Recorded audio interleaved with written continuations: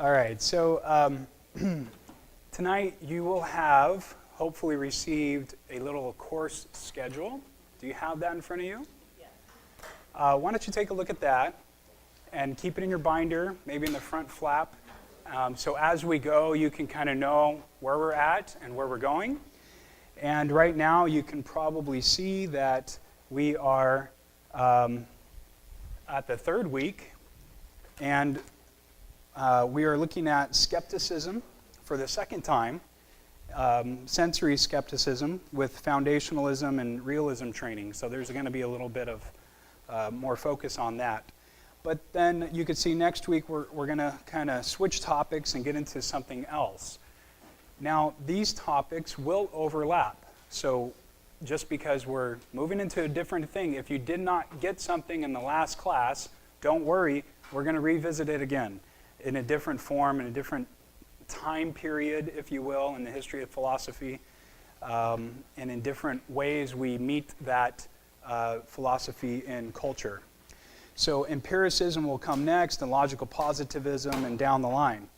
Now, you can see that the end of the class is like light years away in June. So we don't mess around here. You know that semester thing in college? No, We do the half-year thing here. So I just want to encourage you that, like I mentioned at the beginning of the course, this is the beginning, hopefully, for you of a lifelong journey. And some of these classes here at this Bible college go for a year or two. And some people have like perfect attendance. So just kind of think of it as part of your lifestyle, okay? It's like a cult you're joining, okay? Sound good? Just show up and you don't know why. You're going, you just go. And you get brainwashed on during the time you're there. No, on a real note, though, that it is a long-term commitment, and we recognize that. So only the strong will survive. And I just really hope that you will just embrace this as something that you will take in as part of your life, because you want to change your life, you want to change your Christian walk, you want to think about God differently, and you want to show people God in a different way. Maybe the ways you've been doing it in the past haven't been working, and this will give you that pre-evangelistic technique that you've been looking for. All right, so last week we talked about methodological skepticism. Does anybody remember anything about last week? Did you even exist last week? Let's try this. I'm gonna ask you some questions to refresh your memory. Let you think about it and answer, okay? So a little pop quiz here. So what is the definition of rationalism? Without looking at your notes. Come on, rationalism. Who can give me some sort of a definition? It may not be perfect. Oh, is that what the method? No, the first thing. Uh-huh. There's 1, 2, 3. Okay. And the first thing is Okay, yeah, that's good. Good. It is criteria. Yeah. Yes. Remember the arrows across the screen here? Well, that's part of it. I'm looking for a definition, though. That's more of a flow. That's actually an answer to another question coming up. Okay, rationalism asserts that the knowledge is obtained only through the reason of the mind. So we can only have knowledge through reason of the mind. Do you remember that? This was kind of what Descartes was advocating. What's the difference between strong and weak skepticism?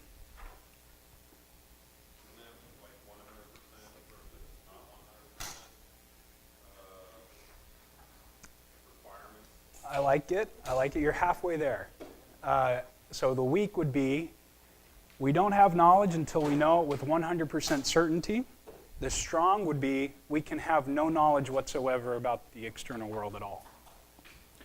How about, what was Descartes' goal with his skepticism? To avoid the draft. Okay. Okay. Did he think it is so I am? I think therefore I am. Okay. Yes. He was trying to say that there is a different, the mind was separate from the body. He was trying to relieve the mind from being sucked into the mechanistic, deterministic machine of the material universe that other philosophers were talking about. Okay, what is the famous phrase that he arrived at in Latin?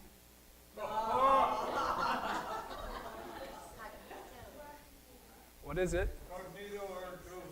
Cogito ergo sum. You cheated, sir. Thanks for cheating in Latin. What does the word epistemology mean? This is like Trivial Pursuit. Without looking at your notes. Yes, very good. The study of how we acquire knowledge, how we know things. Excellent. I'm going to say that again in a second. What is the epistemology of the typical skeptic? Criteria, the method, certainty, and knowledge. Good, excellent. Good job. You finally were able to. Okay, what is the difference between a hard agnostic and a soft agnostic?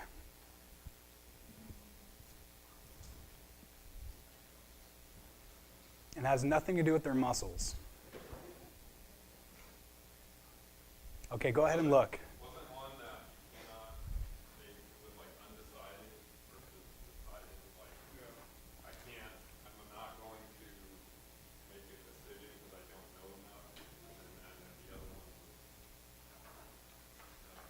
The other one was, you're halfway there again. The other one was, I can't know God.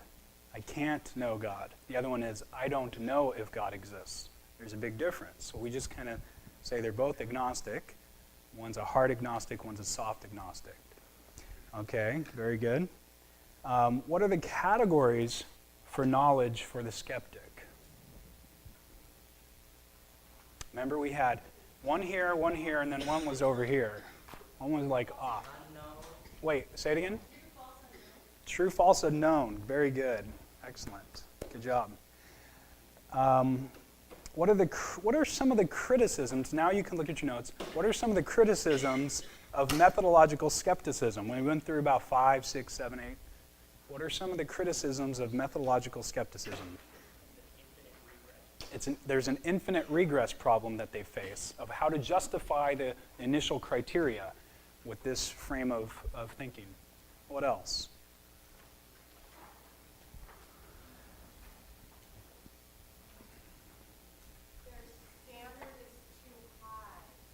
Yes, that's right. They have this standard for certainty that's beyond belief. It's something we just can't adopt for any academic discipline. What else? I mean, they're right there. You could just spew them out. They fail their own criteria, so they fail their own method. That's right. Yeah, they can't, it doesn't live up to their own method, their own standard. So it's self-refuting. They have a self-contradicting philosophy. Good, what else? Is this bringing back to mind some things as we go through this? People are like, I don't even know what I ate for dinner last night. All right, so how about a couple more? What are some other criticisms of methodological skepticism?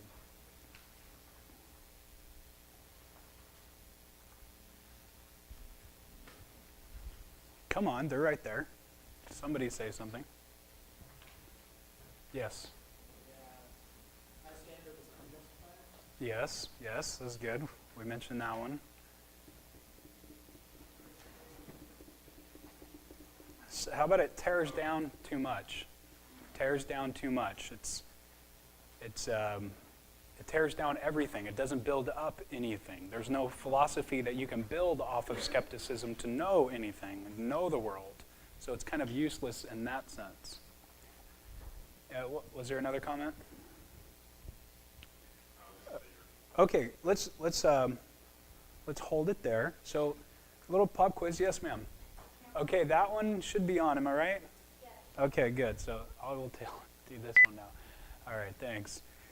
Okay, so tonight what we're going to do is we're going to look at another type of skepticism first. We're going to look at some popular sayings, and we're going to look at how to understand these sayings, and then the implication of this sort of thinking, and then we're going to show the criticisms for that. And then we're going to do it again with another type of skepticism coming from a certain skeptic that's very famous in history. And then lastly, we're going to look at some responses in general by doing a kind of a mini little lesson on foundationalism and realism. And if there's still time, we're going to look at the burden of persuasion, the burden of proof, the coherence theory of truth, and the correspondence theory of truth. So we'll just play it by ear as we go here. Now, last class we let out a little late, so hopefully we'll try to be under the 8:45 deadline tonight. We'll see how it goes. And then I wanted to mention that a few things that we're going to talk about tonight may not be so relevant to what you will hear on the street. So we'll go through this, but you may think, I don't know if I've ever heard anybody say that, you know. But what I'm trying to do with some of this is not so much give you a way to respond to little quick witty remarks you hear out there, but I'm trying to educate you and give you a Christian-based philosophical framework so that you can have a way to think apologetically in all sorts of situations. Because like I mentioned during the first class, if you learn a witty response or a remark and give that, you'll forget it a week later. What we're trying to do is give ourselves a structural system, a way to think about things that is so solid that you'll be able to stand up in any conversation and vocalize. So just work with me and give me patience as we go through some of this material, because I'm trying to set you up. I'm kind of doing some things on purpose by introducing you to some of these pieces of skepticism initially. If you open up a lot of philosophy textbooks that try to give you a foundation for, say, an intro to a philosophy class, if it's a good textbook, it will start with epistemology. And that's what we're doing. I'm kind of tricking you. And now I'm telling you I'm tricking you. The idea here is that I'm starting with skepticism for a reason. I'm trying to get you to think about things a certain way initially so that you can then build up a system of knowledge from that. Kind of like what we saw Descartes doing last week, right? He used doubting to break down ideas to arrive at a certain foundation. The certain foundation is what he was looking for so that he can rebuild all of philosophy from that, okay? So just recognize that tonight is going to be one of those classes where you may think, well, this isn't that practical. Well, don't worry. We're going to meet some of these ideas throughout this course, and I'm going to just continue to give you kind of, if you think of it this way, like you go to a trainer at 24-Hour Fitness or something, they may have you doing some stretchy, pulley things and weird exercises with the ball. You know, maybe initially to start there to get some base muscles, and then eventually you're going to be pounding the weights in the big boy weight room with all these freaky guys on steroids, you know. So that's kind of the idea, is that we're getting base muscles now so that later on we could work out on the free weights. Yeah, exactly. It's like, what the heck? Why am I waxing things? Right, exactly. Thank you for that. So, yes, sir. I saw that movie. You seen that movie? Okay. That was not one of the quiz questions, but okay. Now, tomorrow, believe it or not, we're Apologetics.com, the team I'm with, is putting on a conference in San Diego. If you at all are interested in going to down there, it's a Friday night, pretty much all day Saturday conference, and it's called In the World But Not of the World. And we're bringing in some pretty top-notch theologian to speak, and some of our guys. I'll be doing a talk as well. And so that's kind of fun. They've been pushing me to announce that in different ways. So just FYI, you're invited to a conference in San Diego tomorrow night. No, there won't be.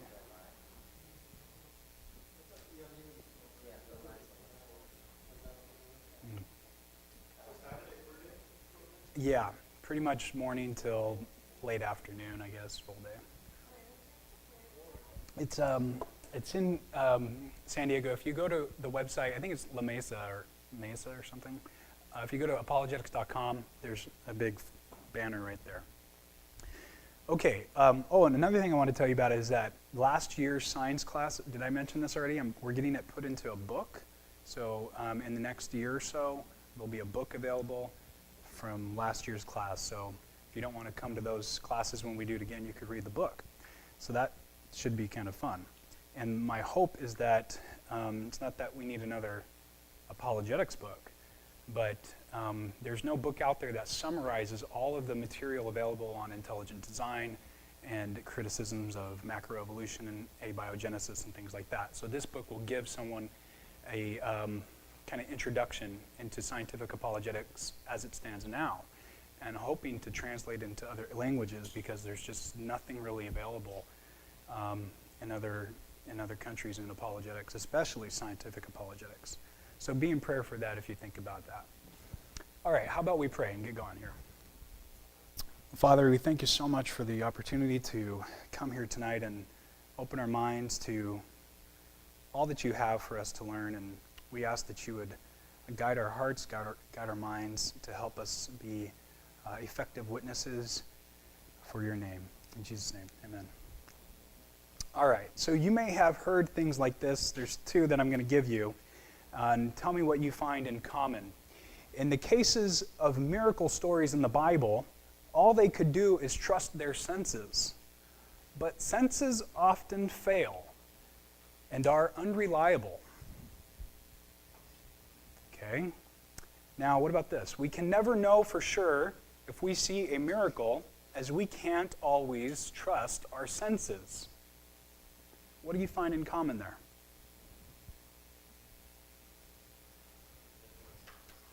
The word senses is in them. What about senses? Can't trust them. We can't trust our senses. Now, again, you may not have heard this on the street, but we're getting somewhere with this.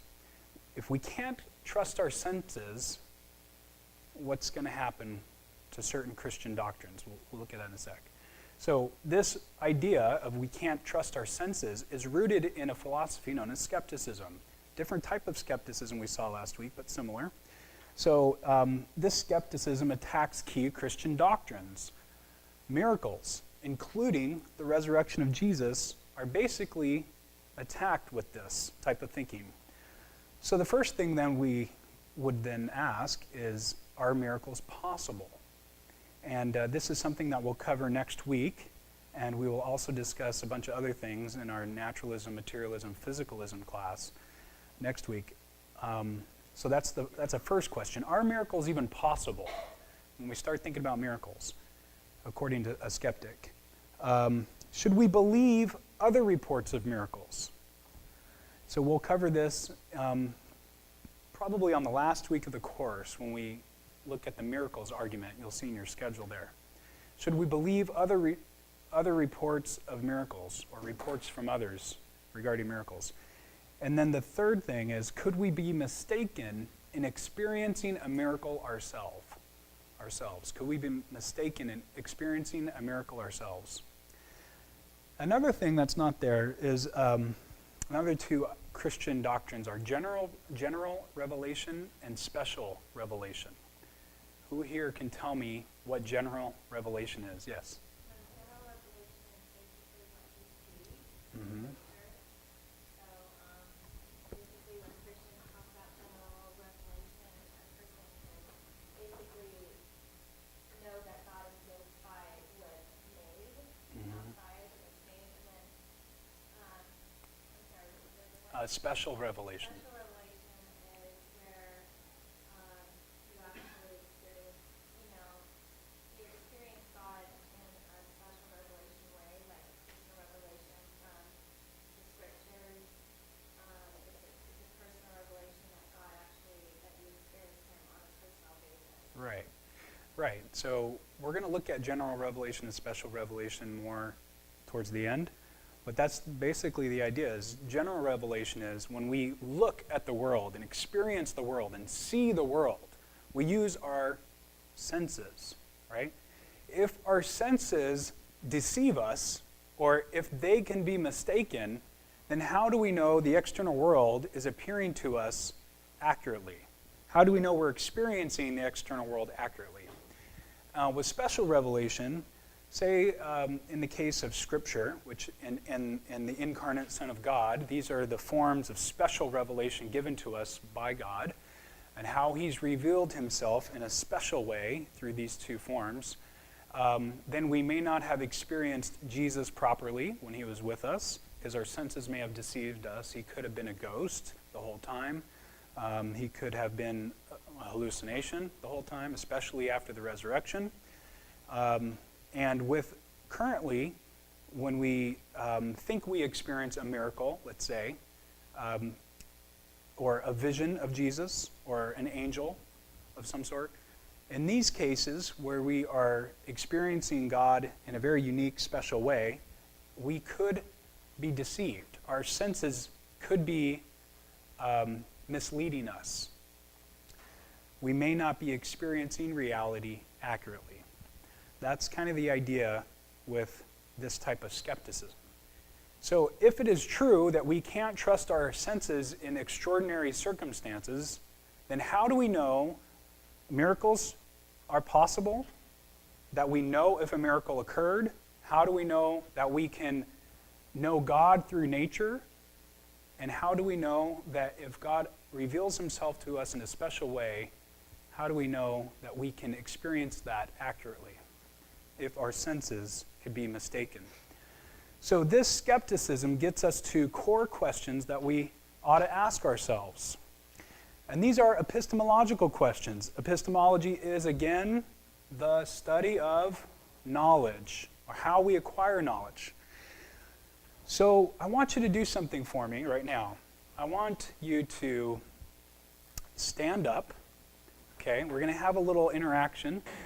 So that was hopefully a fun little experience on how to be philosophical with each other. So does anybody think they have a really good answer to the first question? How do we know things? How do we know anything at all? Yes, sir. We perceive them from our senses. Okay, very good. Nice. We perceive them from our senses. Well, we have to presuppose certain things in order to know the truth. Okay. So that informs our truth, our absolute truth and ultimate reality. It does. So certain presuppositions that we have inform what we know to be true, Yeah.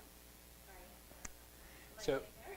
Yeah, so if you say that the external world could be known, that is a presupposition, and then you go out and try to know it, right? Yeah. What else? Any other good ideas here? Special revelation. Special revelation? Senses as well as outside, beyond senses. Like Yeah. Special revelation. Yes, very good. Special revelation, something independent of our sense experience. That's another way to know. Very good. What about this second question? How do we separate what's true and what's false? How do we distinguish between the two?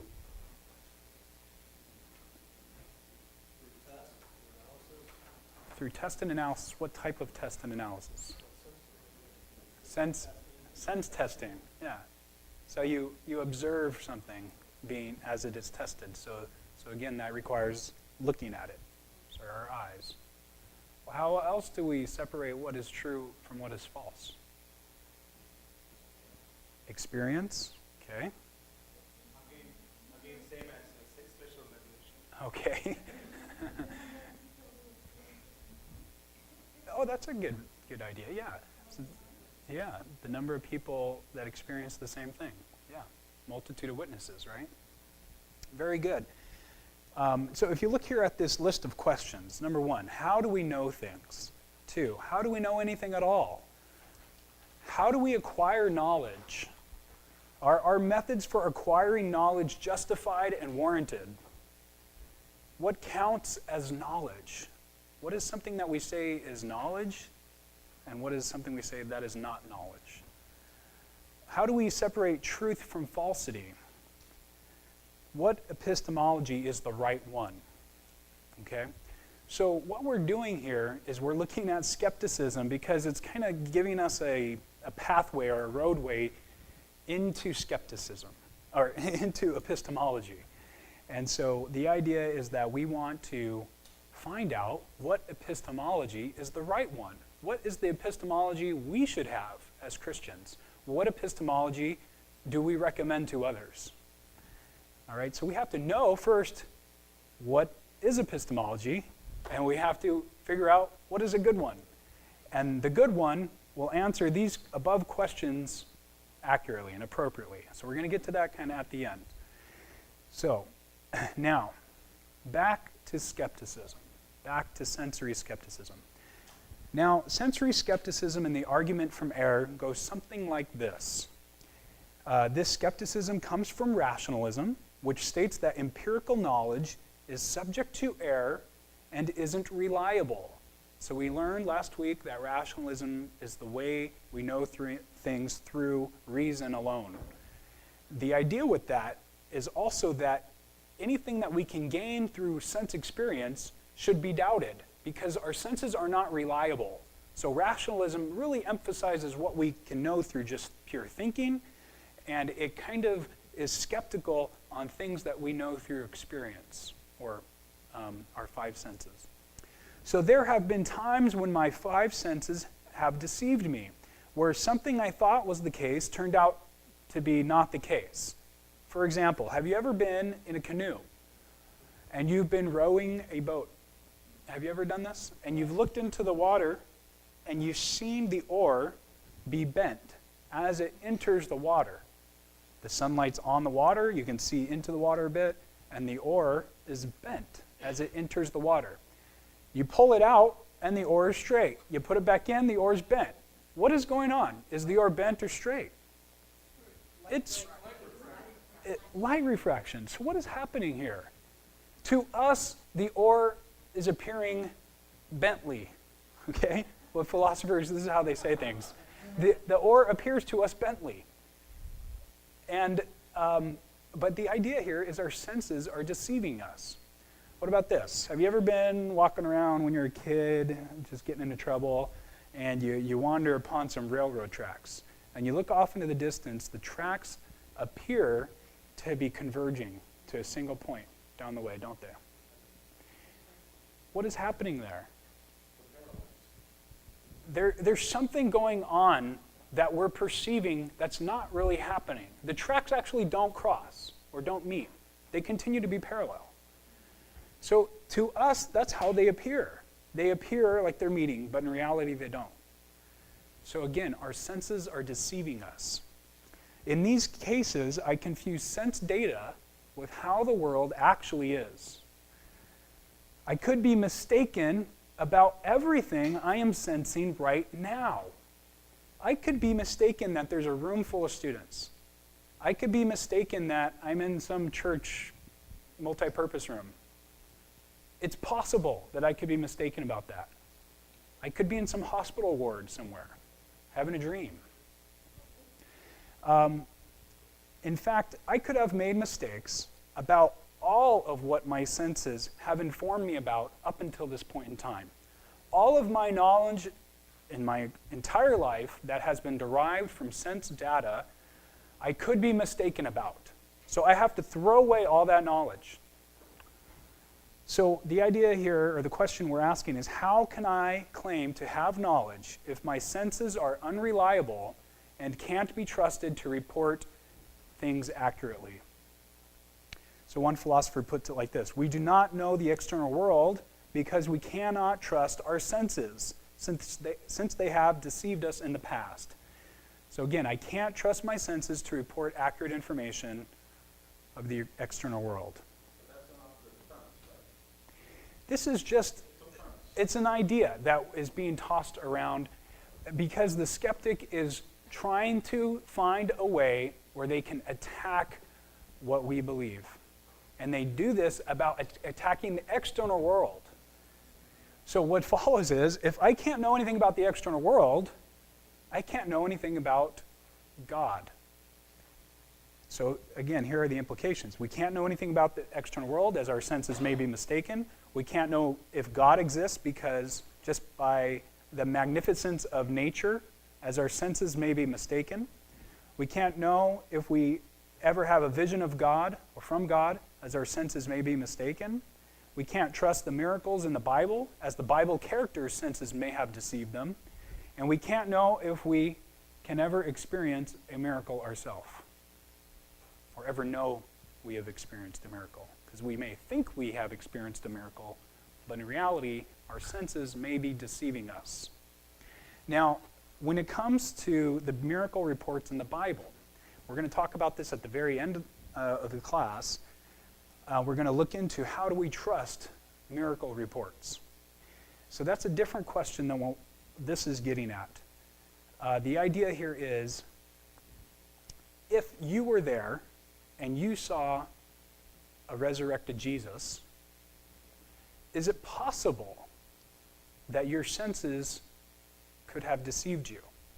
Is it possible that you could have been hallucinating when you thought you saw Jesus?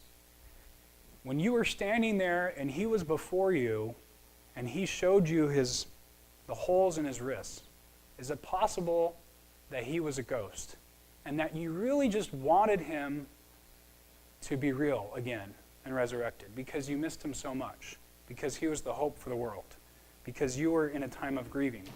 Is it possible that you were hallucinating in that experience? Yes, it is possible. Now, what happens is, in the biblical apologetics class, we go through all of these alternative explanations to the resurrection. And one of the most talked about explanations is that the disciples were hallucinating. They were in such grief and such emotional anguish that they could not experience a real resurrected Jesus. All they could experience was a projected resurrected Jesus, that he really wasn't there. He was still dead. So this is one of the top, and still is one of the top alternative explanations to the resurrection. Now, like I mentioned before, you have to take the biblical apologetics class to find out what's up with that a little bit more. But there's some real significance to this for our purposes here tonight. How do we know they weren't deceived when they saw the resurrected Jesus? And by the way, the Christian faith, it kind of depends on that being actually true and that actually happening. So this is a big deal. If we can't trust what our senses are telling us, then the Christian faith is not really on solid ground. We really need Jesus to have risen bodily, not just spiritually and not just in our minds when we just project his resurrection. What about all the other miracle claims in the Bible? The parting of the Red Sea. And there's some really significant, fascinating things that happened. All of those miracle reports, all of those biblical characters could have been mistaken. Their senses could have been deceiving themselves. This is what the skeptic says. This is one of the attacks they level. They level a lot of attacks, but this is one of them. So what are the criticisms of sensory skepticism? How do we respond? Well, the idea that we want to do is we want to just go head on with them, okay? So we say this. Number one, that our senses are typically reliable. Yes, it could be the case that we are being deceived right now. It could be the case that we're mistaken and our senses are failing us. But typically, they're not. So, one philosopher says this skepticism fails because from the fact that our senses sometimes deceive us, it does not follow that they always do. So, each situation is unique and requires unique judgment. And this is pretty straightforward, right? Nothing too profound here. You just evaluate each situation uniquely. And when you come across a situation, again, where you realize that you were deceived in the past, now you know, oh, I was deceived in the past. So now I know how to evaluate this unique situation now. Number two, doubting our senses requires us to know something. So if you read through this with me, to know that our senses sometimes deceive us requires us requires that they sometimes or often do not. Indeed, for us to discern that I mistakenly think that the oar is bent, that the wall is flat, that the tracks do not remain parallel, that the road is wet, or that the card is a red six of hearts, requires that we have clear and accurate sensory knowledge. It presupposes that we know accurately that the oar is in fact straight, that the wall is in fact curved, that the tracks are in fact parallel, that the road is in fact dry, and that the card is in fact a red six of spades. The argument of the sensory skeptic then requires as legitimate and true being knowledge from accurate sense data, what it purports to show is not legitimate and true. Therefore, it self-refutes. So the idea here is that even doubting our senses requires us to know that they were once reliable or know that they were once mistaken. And in order to know that, we have to have experienced them accurately in the past. So the idea with that is very straightforward. Don't let the long quote distract you. But the other thing that we could say is that otherwise our doubts are unreasonable. And that which is unreasonable ought to be rejected, if you remember how we started off this class. So any questions on that before we go into this third response here? Cards.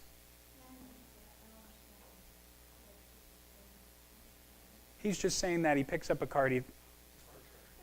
It could be this, but it's really that in reality. He's just saying it's a way to be deserved. Perception of the element of personal reality structured into the etymology of the teaching. Is there a presupposition that it's all straightforward and equal when you're talking to somebody else? When you talk to them and you recognize that they're not receptive and you're entering into an absurdity because they are smoke screening you with whatever the objections may be, however they're couched. You have a recognition then that they have not been involved by the Holy Spirit because they're not receptive to the message. So now, you're looking at an entire interlude that may or may not be productive. You may have a great argument, you may have a great premise, and a nice chat. But their nature, personal reality, their current level of conscious awareness with regards to the things of the Spirit are not, they don't have, you can pitch it, but they can't receive it. So it's you know this. Well, one of the things I mentioned before is that when you come, this class does not come from a presuppositionalist perspective. So I just throw that out and say, no, we're doing a classical evidentialist apologetics here. So by saying that, I don't care if they're never going to convert or if they're eventually going to convert or what the Holy Spirit is doing in their life. If they have an intellectual stumbling block to coming to the faith, I'm going to help them. I'm going to love them by addressing that stumbling block.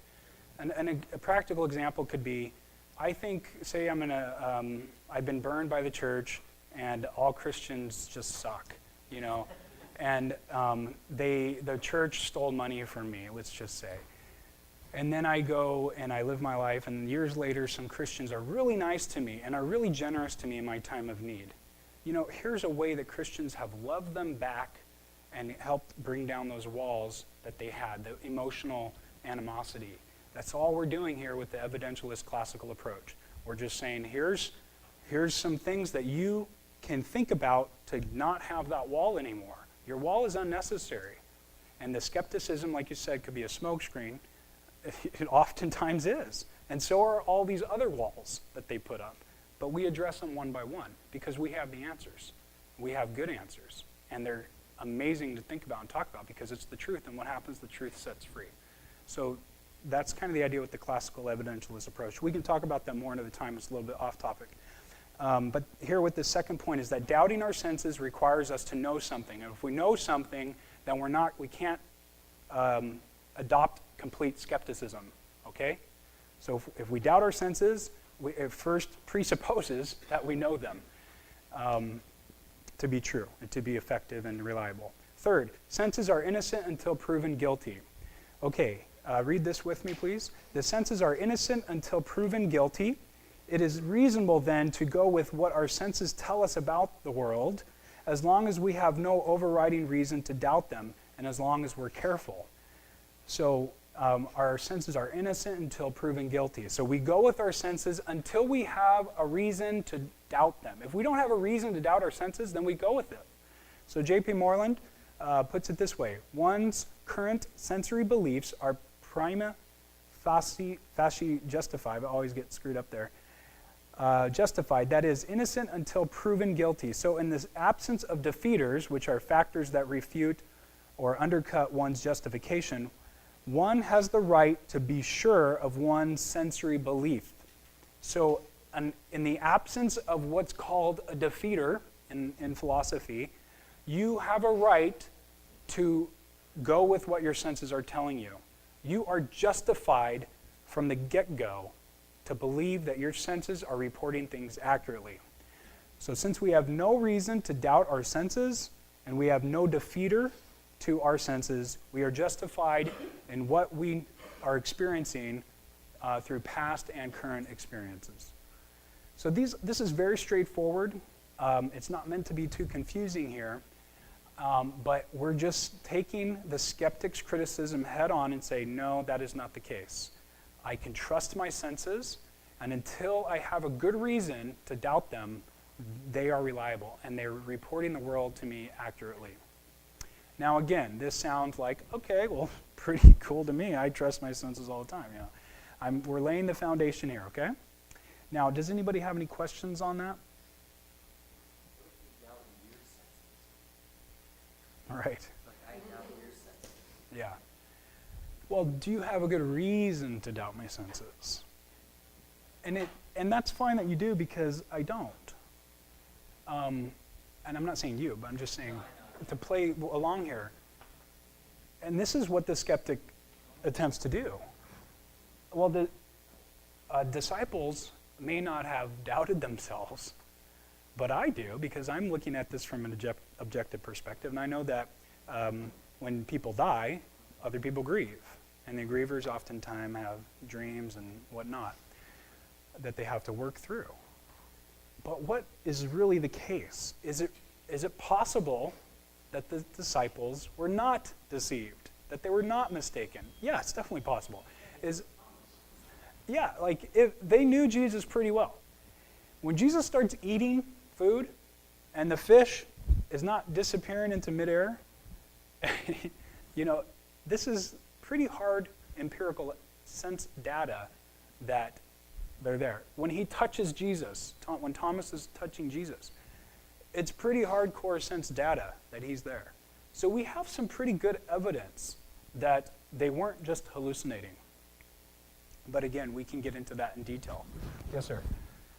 Maybe I'm getting off track, but there is just too much evidence. There's a road to Emmaus, there's the 500, there's a transfiguration. Yeah. Later on, there's the Essenes, there's Qumran and the Dead Sea Scrolls. How can you just say, oh, none of that really existed?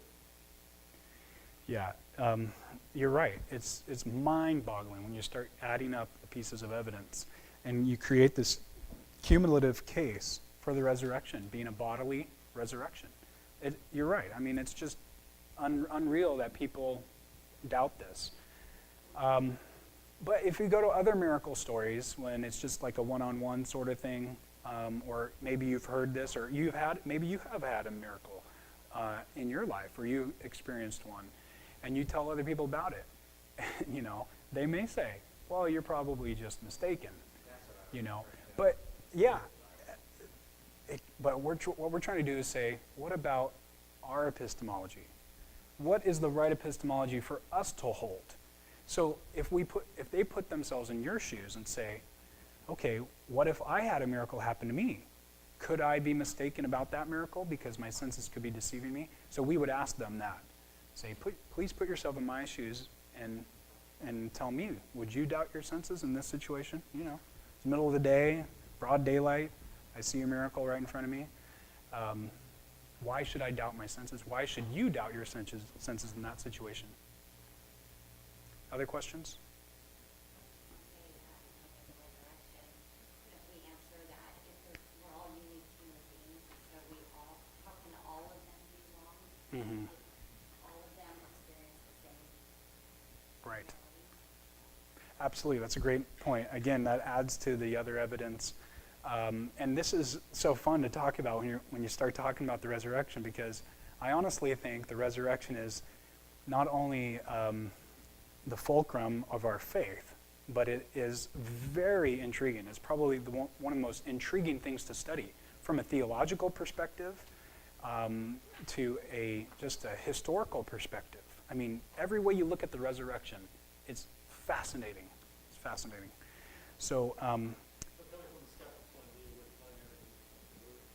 So, like your example here, just is, getting the worship group, the dream they had because someone died, or we've all had experiences where years later we think, well, to ourselves, well, am I remembering that correctly, or did that actually just not happen the way that I remember it? yeah, So, over time, as skeptics will say, over time, those things become believed.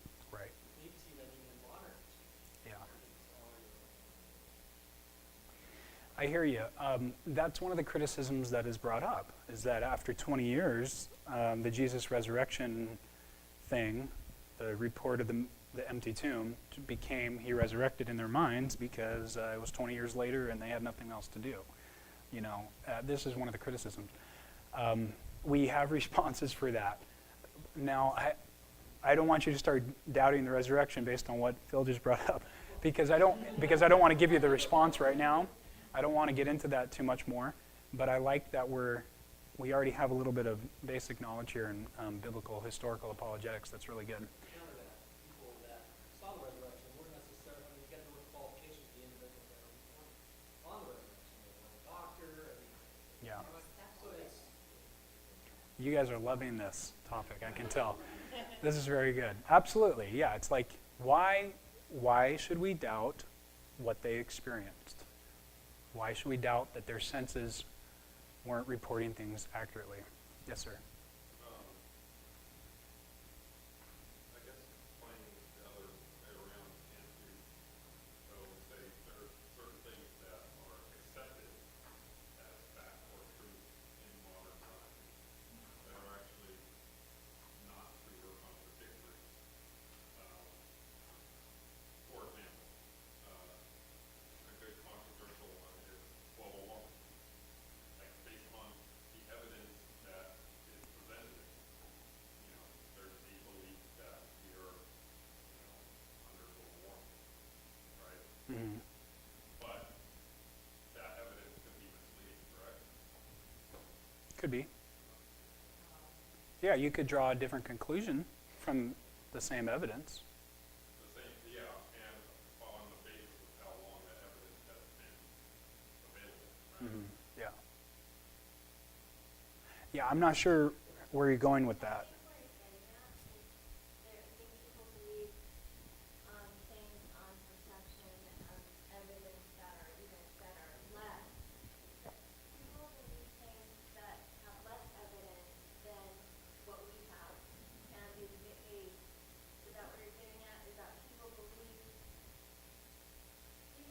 things on less evidence than the astronomical evidence that we have.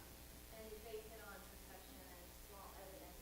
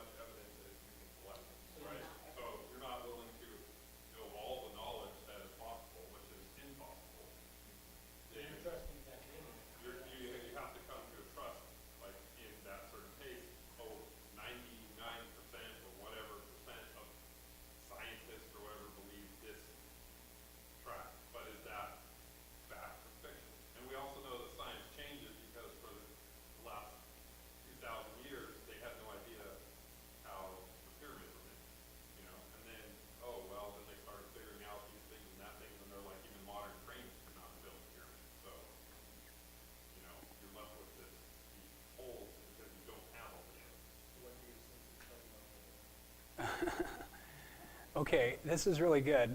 As far as the pyramids go, the aliens obviously built the pyramids. That's very clear. Everyone knows that. I mean, just watch the Discovery Channel.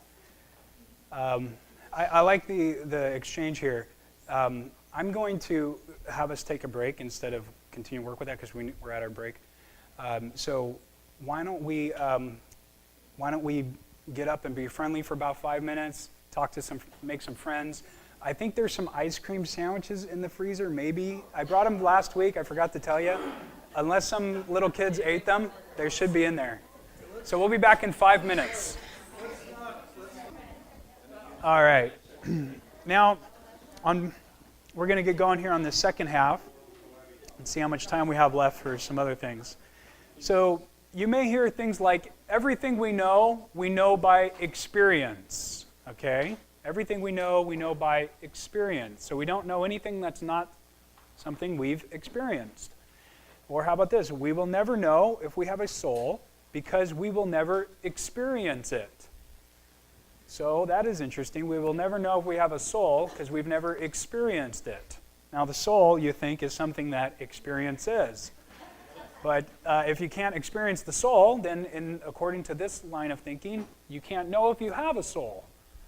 So how should we understand these sayings and respond? Well, this skepticism, it comes from one of the most famous skeptics of all. Have you ever heard of a guy named David Hume? Yeah. All right. David Hume. It has nothing to do with Hume Lake, if you're a Christian camper. Now, a British philosopher, he was a British philosopher who was very comprehensive in what he took on in his philosophy. He talked about a lot of stuff. He was very much a man of the Enlightenment era. His philosophy is so powerful, it continues to influence academic philosophy and people on the street to this day. So when we talk about skepticism, we're usually talking about ideas that come from Descartes or Hume. Descartes' skepticism of the senses and Hume's skepticism of rationality and reason. So Hume was a complete and consistent skeptic. He was skeptical about everything. And one of the main things was rationalism, the idea, again, that knowledge is acquired through reason that is independent of experience. So Hume was very skeptical about that. He thought that knowledge only comes through the senses. So this is kind of the opposite of the thing that we were talking about the first half, where we doubt our senses. In this case, Hume says no. Our senses are the only things that give us an accurate reflection of reality. So Hume attacked rationalism in that sense with philosophical skepticism. Now, skepticism for Descartes was to get at the foundation of knowledge. He wanted to have certain knowledge so he can build a superstructure on it. So he arrived at a certain foundation. I think, therefore I am. But the skepticism for Hume was an end to itself. He wanted to finalize his philosophy with skepticism. He wanted his goal to be the validity of skepticism. It was a way of life for Hume. So Hume was skeptical about everything. Hume was so skeptical, to give you an example, he used to say things like, or think things like, we can't ever know a cause. We can't ever know a cause. All we can know are effects. The only thing we can experience with our five senses are effects. We never see a cause, we just see the effect of a cause. So he was very skeptical about that. Let's see, what else was he skeptical about? You know, it's interesting you say that, because there is a theory out there, and some people actually have thought this through, that Hume was influenced by Buddhism because of several different things. Hume was from Upper Scotland area, 1700s. So you think, well, how in the world could he have been influenced by Hume, by Buddhism? But they trace this missionary that went to Tibet, and they trace how he went there from Rome, but then also went up into the Upper British Isles area to do some further studying. and they think that they influenced each other in some way. And Hume also apparently went to France at some time, so they think he encountered some Buddhist ideas in France too. Anyway, okay, Hume's empiricism is the root of his skepticism. Hume's empiricism is the root of his skepticism. So what is empiricism? We'll tell you in a second. Hume thought that knowledge is traceable to experience, that is science or sense experience or sensation. So Hume thought that all I can know is that which my senses tell me. I can't know anything else except what I have experience of through my senses. So knowledge is traceable to my senses. This movement in philosophical thought is known as empiricism. And we'll go into detail about what empiricism is and why is it important and what are the criticisms of it. But for now, again, like I said, some of these things overlap. Empiricism asserts that all ideas or knowledge is attained through experience or the senses. There's a reason why I keep repeating this. I want you to remember it. Tasting, touching, smelling, seeing, hearing. These are our senses. It's sense data. We get a sound, that's from hearing, that's a sense data. One sound is one data. That sort of thing. For the typical empiricist, the mind is blank until it is filled with knowledge gained through experience in the world or scientific experiments. So in other words, when you're a baby, you're born, your mind is completely blank. It's a blank slate. You have no innate ideas, is what John Locke, the philosopher before Hume, thought. You have no innate ideas. You weren't born with any knowledge that was just automatic. You had to acquire knowledge as you went, and how you acquired it was through your senses. You didn't acquire it through reason. So there are no innate ideas. The internal knowledge we acquire as infants relies on sense data. So again, here you have, like last week, the mind separate from something, in this case, the actual world. So the actual world is outside of the mind, below the line, and the mind is a different thing altogether than the actual world. These things are separate. So what is between the mind and the actual world? What is between the mind and the actual world for Hume? It's our impressions, what Hume called impressions. So for Hume, the idea here is that here's our fun-loving Christian, okay? He's a super Christian, thinking about Jesus all the time. And then you have this wall, and then you have, say, a football, of course. So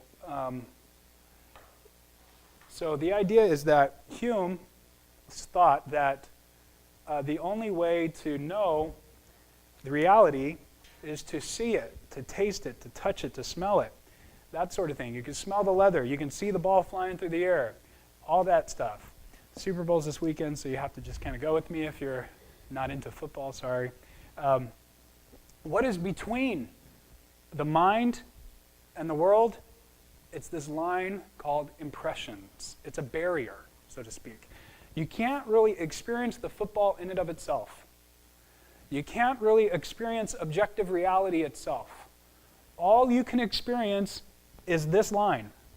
This is appearing to you, but you only see this line of impressions.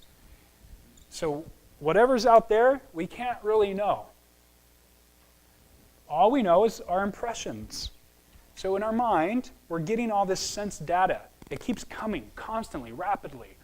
And he even talked about this, not having modern neuroscience at the time, that we're getting all these rapid sensations, one right after another, billions of them a second. It appears that reality is continuously doing things in front of us. But all we are getting is just a bunch of impressions here that inform our mind of things that are happening out there. But we never really know reality as it really is. We only know this impression. So we are inside our head, we're getting all this information, but we never really experience out there. Now, Hume was an empiricist, So he thought this is really the only way we know things, is through our impressions, is through sense data. No reason, no innate ideas, nothing. Just our impressions that feed us. So this kind of informs the mind. The impressions inform the mind, okay? So you can kind of draw this in your notes. And this is extremely important, all the stuff we're talking about, even though it seems a little weird tonight, because later on, when we talk about postmodernism, we're going to come back to this barrier between us and reality. And postmodernism is, if you didn't realize this, the cultural world we live in. So this is an extremely important idea. Empiricism, extremely important idea, that all we can know is through our senses.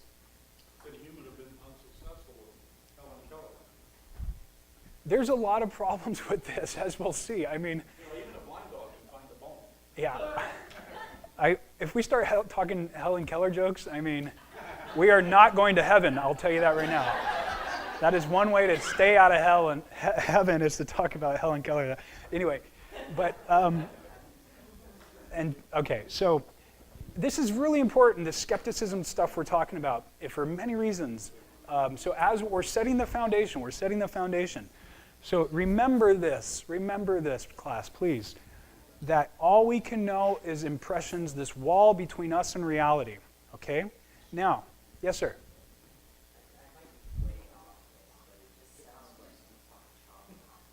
Okay, see, now you're jumping even from postmodernism into New Age stuff. That's really good thinking. I like that. We'll go there like a month from now. Okay. Very good. So, yeah, there's a lot of things that you can relate to with this in our modern world. Yes. Oh, yeah, thank you very much. Hey, by the way, if you were here last week and you didn't put your name on this, can you check that you were here last week? Okay. So the last thing on this is that when you are committed to impressions from sense experience, you get skepticism. Because if all I know are these, and I can never know this.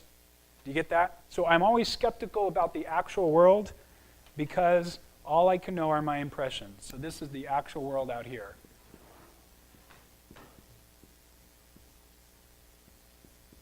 Okay? Now, so anything I write up here, hopefully you write in your notes. That's kind of the idea. Okay, so Hume's idea of ideas. Describing Hume's view, Jones says, a philosopher interpreting Hume, all simple ideas are memory copies of simple impressions. Complex ideas are combinations of simple ones. So for Hume, all ideas are copies of impressions. So the idea in the mind is just a photocopy of what's happening out here. It's as if he's looking and taking a snapshot with his Google glasses, if you will.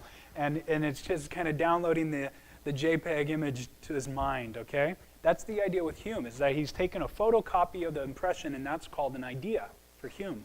So that's all our ideas are. All of our thoughts, they're just copies of impressions. We just have a lot of this data in our head floating around, and that's what he calls our thoughts. So all ideas can be traced to a precedent feeling or sentiment, an impression. It's just another way of saying that. Could be hearing, could be touch, yeah, good point. Those who disagree only need to try producing an idea not derived from sense. So if you disagree with me, if I'm Hume, then try producing any idea. Try coming up with an idea that is not based on sense experience. Well, of course you can, because you just learned about rationalism last week, and reason and logic and things like that. That produces good ideas too. But for Hume, he says, no, those don't count. He's a pure empiricist. Let's see. More lively experiences are impressions. So if you have a really strong impression, that is a very lively experience, and that's a strong idea. All impressions, that is, all sensations, either outward or inward, are strong and vivid. So something is an impression if it's strong and vivid. If it's really weak, then we really don't even have an impression. So if I'm in a dark room and I just don't see things well, I don't have an impression, I don't have a thought. If I am in a loud room and I don't hear something distinctly, then I don't have an impression, I don't have a thought. Yeah, you'd be really confused. Ideas, impressions, perceptions, they're just sensations. So all of these ideas are just sensations. It's all it is. Everything in your mind, according to Hume, is just a bunch of impressions. There's no real mental activity. There's no real logic happening. There's no real reasoning. Reasoning is weak. It's discounted. Yeah, we're kind of like animals. Exactly. So the mind, for Hume, is just a collection of impressions. It's just this bin of impressions. That's all it is. It's like a container, a storage container. It's a hard drive. Yeah, in that sense. All we can know is our impressions from the actual world, like this. Okay, so the impression is what I know, not the object. So that's, for Hume, the idea here. Okay, this is the kind of skepticism Hume had. So for Hume, there is no mind. When Hume thinks about what a mind is, there is no mind. It's just this bin of ideas. Okay, we don't have a brain. We have a brain, we don't have a mind. So all I can know are what my perceptions tell me. One perception follows another. Pain and pleasure, grief and joy, passions and sensations succeed each other. And I never experience myself directly, only an impression of myself. So even when I do some self-reflection here, and I start to think about myself, I don't actually experience myself. I just experience an impression of myself. I just experience grief or joy. I just think about what I'm feeling right now, and I just feel anxious and weird and funky. I feel like, I'm going to throw up, whatever. I mean, I'm only experiencing an impression of myself. I never actually experience myself. So it's virtual. Kind of, yeah. It's a bit weird to think about. If you close your eyes and start to feel yourself, you don't feel yourself, you feel an impression of yourself, is what Hume says. What? Yeah. Well, the Matrix is very philosophical, so yeah.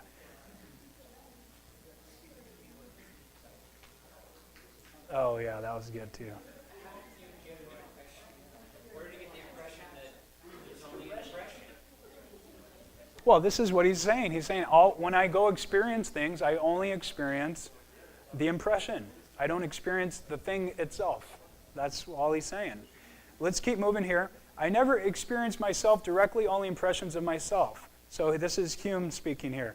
When I enter most intimately into what I call myself, I always stumble on some particular perception or other. Then my perceptions are removed for any time as by sound sleep, so long am I insensible of myself and may truly be said to not to exist. Be said not to exist. So what he's saying is when I go to sleep, I don't have impressions of myself, so I don't even know if I'm there. Well, then I'm having an impression of something. That's a good question. What am I having an impression of something? It's not real reality, it's just this alternative reality. So again, Hume would say, I'm having an impression of all alternative reality. I'm not experiencing alternative reality itself. Could you have a subconscious negation? Say what you mean by that. Okay. What senses would be key in dream?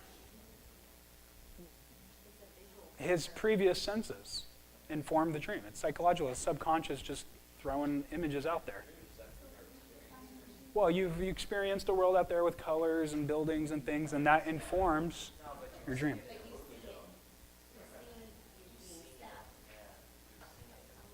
Yeah, you know about what it is to be stabbed because you've had an experience of being stabbed. Okay, let's continue. So he says, if I stop sensing myself, I don't know if I continue to exist.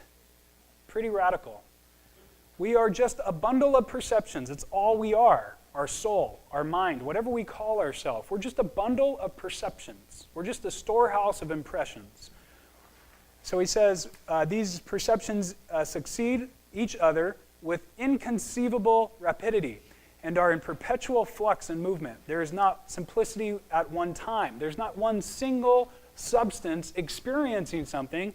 It's just a bunch of impressions coming into the same storehouse. It's the same bin. Let's keep moving here. So we don't even know where these images are located. We can't just look in there and be like, oh, they're over here to the right side of our brain. We don't even know. We just are getting them. We don't know much about ourselves at all. We have no idea of the self because we have no continued impression of the self. So even if I was to look internally at myself, I would just get impressions, feelings, emotions, that sort of thing, and then those go away. And then I get another emotion, hours later, and then that goes away. So I don't even have continued emotions, so I don't even have a continuation of myself.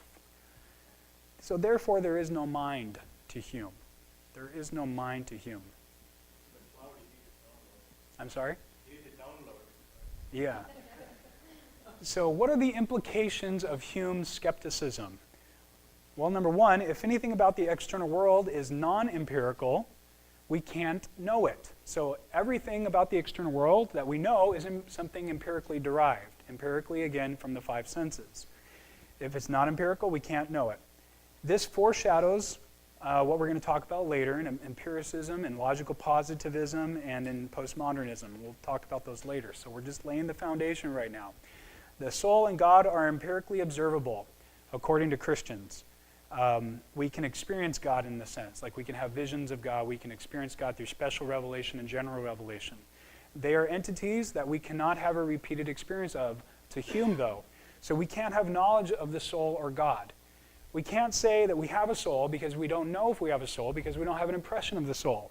We can't say we know God exists because we don't have any experience empirically of God. He's not. We don't smell him. We don't see him. And if we had an experience of God or a miracle or something like that, special revelation, general revelation, our senses may be deceiving us. This is the idea with skepticism that we're encountering. Now, any questions on this before we get into some of the criticisms of this type of skepticism from Hume? Yes, sir.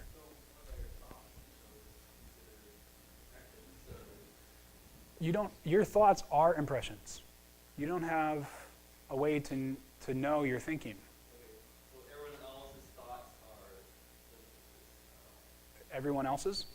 everyone else that don't have thoughts, because you don't experience yourself. Yeah, everybody else doesn't have thoughts either. Well, they have thoughts, but thoughts are just impressions. It's just information. Yeah. Like, for me, my thoughts are impressions. For you, your thoughts are impressions. So that's what Hume defines as what a thought is. It's just a bunch of sense data. Yeah. Okay, so what are some criticisms of this? Well, let's go through this with me. Letter A there. Hume's skepticism fails to dismiss reality. So Hume is trying to dismiss reality, the soul and God especially. Criticism of Hume's skepticism regarding the self or the I. So let's look at this. Hume does not break free from the unified I. So we as Christians think that we have a soul. We think we have a mind. Most other people think at least they have a mind.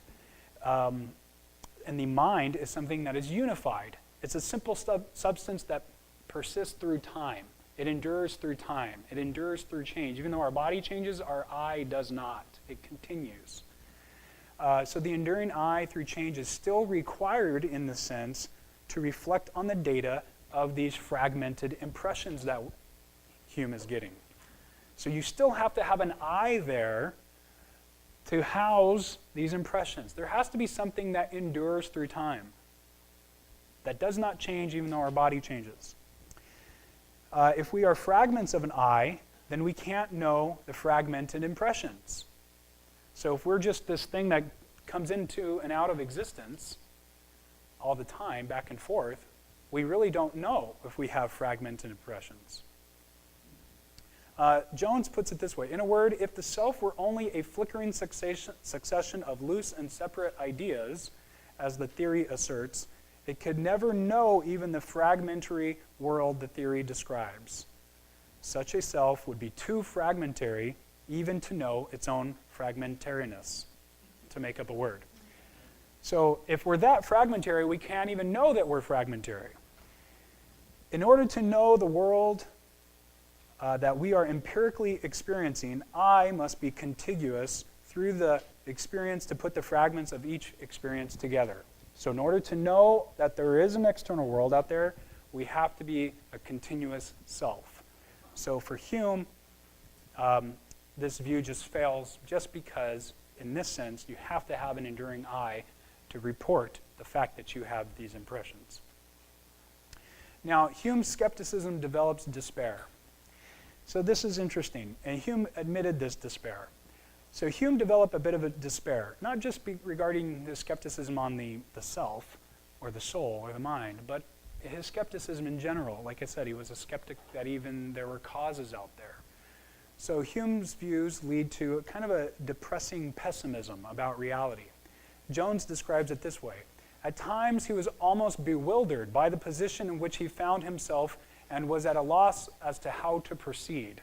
So Hume's skepticism developed a bit of despair here. And Hume admitted this, that I am confounded with all these questions and begin to fancy myself in the most deplorable condition imaginable, environed with the deepest darkness.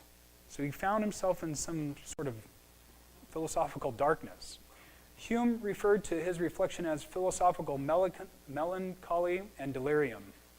And he said that he tried to distract himself with other things, and then after 3 or 4 hours of amusement, I would return to these speculations, he says. They appear so cold and strained and ridiculous that I cannot find heart to enter into them any farther. I am ready to throw all my books and papers into the fire and resolve never more to renounce the pleasures of life for the sake of reasoning and philosophy. So essentially, he kind of was like, this philosophy is making me crazy. When I come back to it after I go distract myself and play backgammon or whatever, I get really bothered when I enter back into it and I'm ready to throw my books into the fire. And he had to go distract himself. He had to go amuse himself to kind of get out of this despair. So any philosophical pursuits that leads the originator of it into darkness and melancholy seems very suspect, doesn't it? There's something that seems very wrong with this if somebody is getting depressed by their own view. Okay, let's skip that last quote there. Any questions on Hume's sense of despair and depression that he got out of his skepticism? That's basically nihilism, right? Like a nihilism. Yeah, in a sense it is, yeah.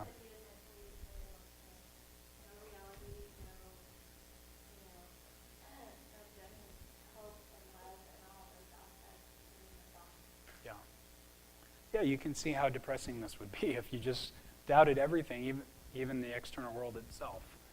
Did he ever have a successful relationship with a woman? I doubt it. That's reality. Yeah, he was a genius, though, so most geniuses don't. So anyway, yeah. It does. It's very depressing. Yeah.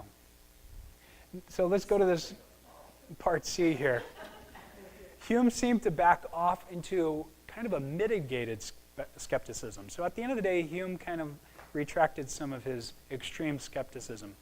He basically came to the idea that we have to act and believe even with uncertain foundations. We have to pretend that the world is real and that we can know it so that we can act and believe in things like love, like you mentioned.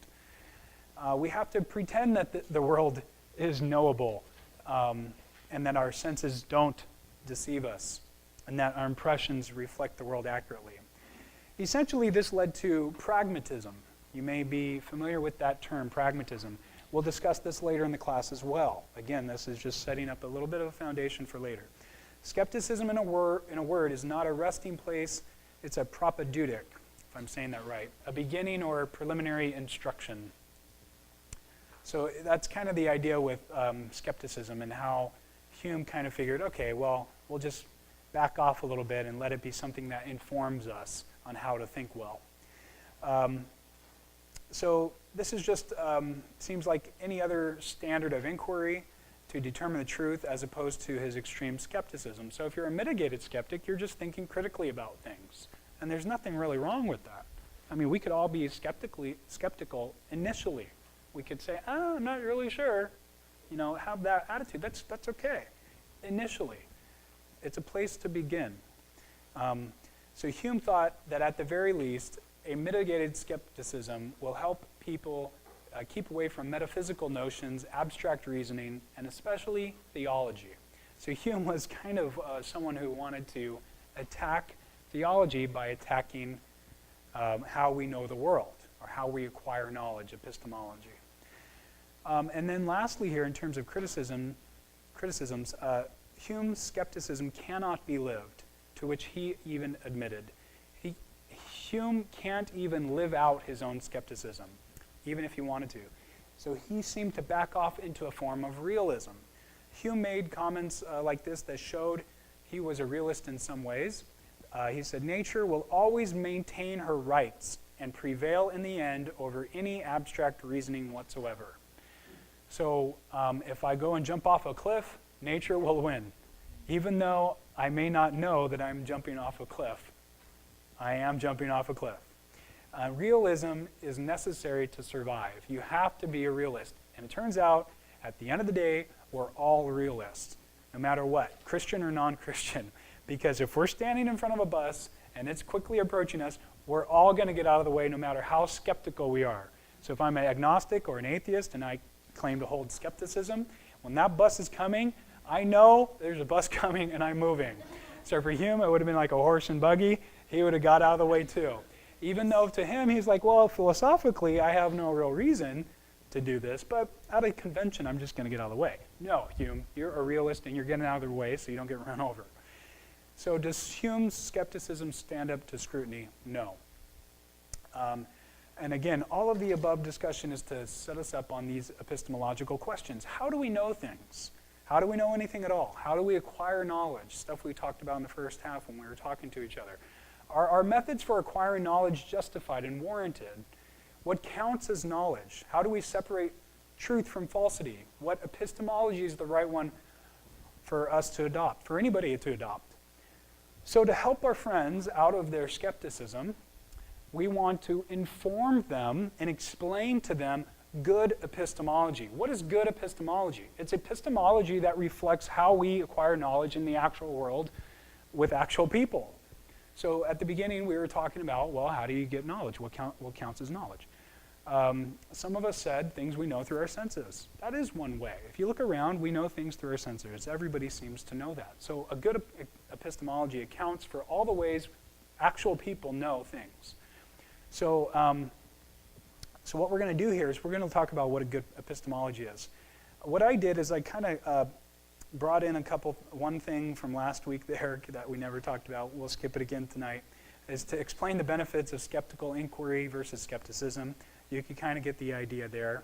And wonder and humility. This is something that Christians need to embrace, especially people dealing with apologetics.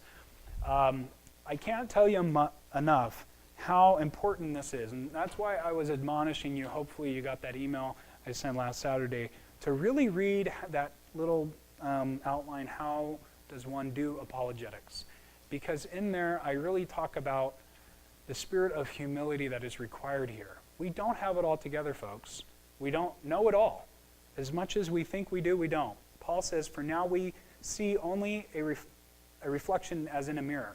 Then we shall see face to face. Now I know in part, then I shall know fully, even as I am fully known. So we do have a lot of knowledge that we can access, but we don't know it all. And a lot of times, by the way, if you're going to continue this journey and make it a lifestyle for the rest of your life, it tends to be something that you can get prideful in.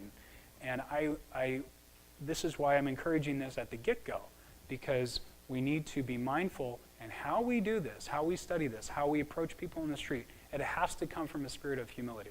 We have to adopt that. It's just part of this path and journey, is to start with a sense of wonder and a sense of humility. There's a couple quotes there I gave you. So even though we don't know everything, we do know some things with certainty, and some knowledge we even have at 100%.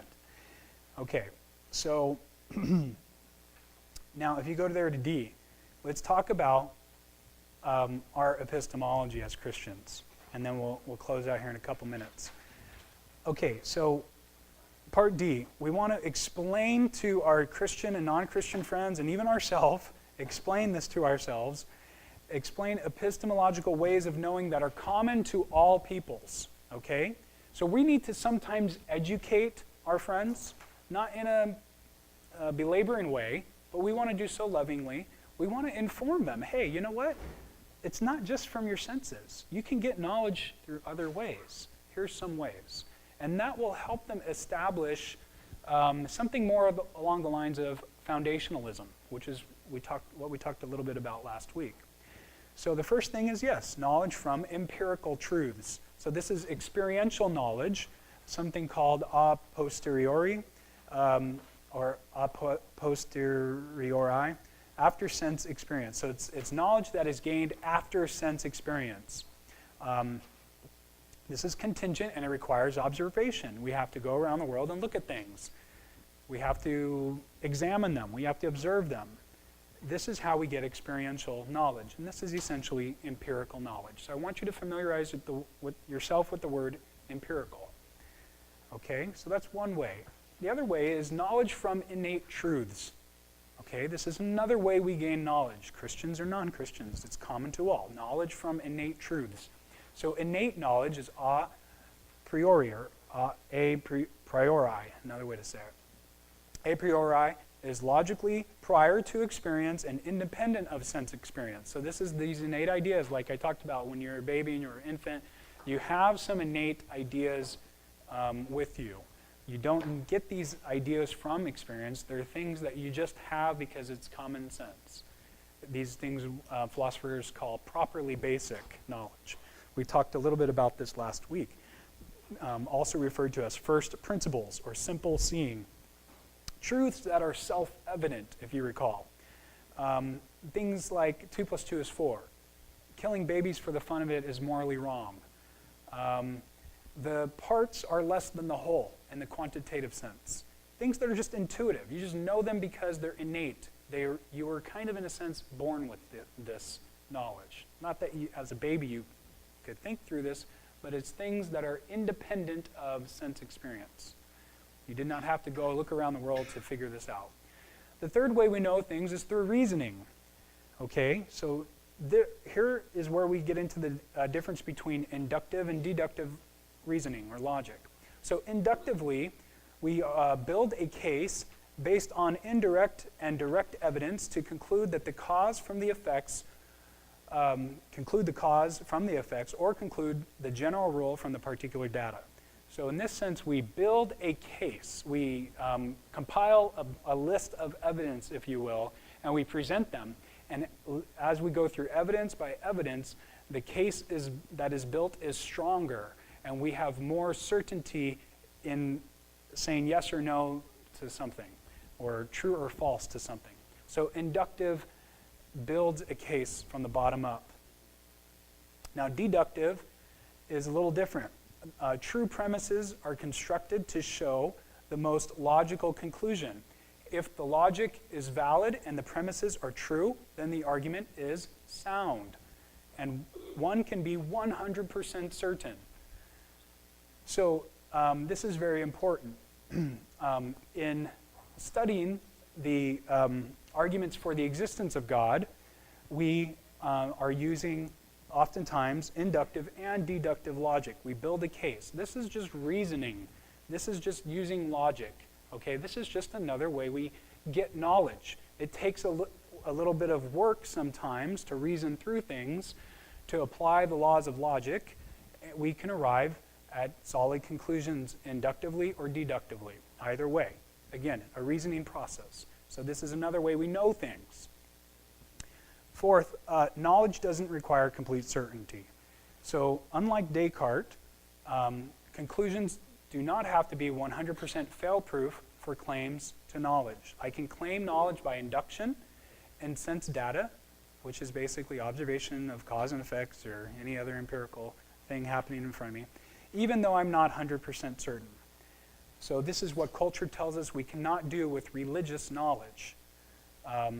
So this is kind of something we got to tackle as we encounter that idea. But the point of this is that you don't have to have complete certainty to say that you know something. This is very important because Christians are getting beat up right here. We don't have to have complete 100% certainty to say we know something. Knowledge is justified true belief, if you remember that from last class. JTB, justified true belief. That is what knowledge is. It requires justification, it requires truth, and it's our belief that we have. If we have those things, then we can say we have knowledge. How do we get those things? Inductive arguments, reasoning, and empirical data, and innate ideas. And then this is where we could go into the burden of persuasion stuff. Like I mentioned, we would have time for it, but we don't because it's 9 o'clock. So even though I thought we'd finish early, you had a big break, so it was your fault. So this is where you get into foundationalism and realism, okay? And what I would like you to do is just kind of read through the rest of this on the weekend, if you don't mind. It's not homework, but please do it. And see if you can't go to some websites and type in the word foundationalism and realism and see if you can't figure out some things there. So I'd recommend you do that. And go back to last week's class where we had talked about foundationalism that emphasizes obtaining true and justified beliefs by claiming that knowledge does not require 100% certainty. So that's the idea with foundationalism and realism. So just kind of peruse through this and do a little research on your own time. Foundationalism and realism is what Christians hold. This is the philosophical foundation of the Christian worldview. This is where it comes from, foundationalism and realism. So please understand what these things are. And when we talk to people, we have to kind of educate them a little bit to help them understand what epistemology is, how to get a good epistemology, presenting them with those things we just talked about, and then showing them what foundationalism and realism are. And that will help guide the discussion past skepticism. And that's the idea. We want to get rid of skepticism as a stumbling block. We want to move into bigger and better things. But in order to do that, we have to be educated on epistemology. All right, any last questions real quick before we close out?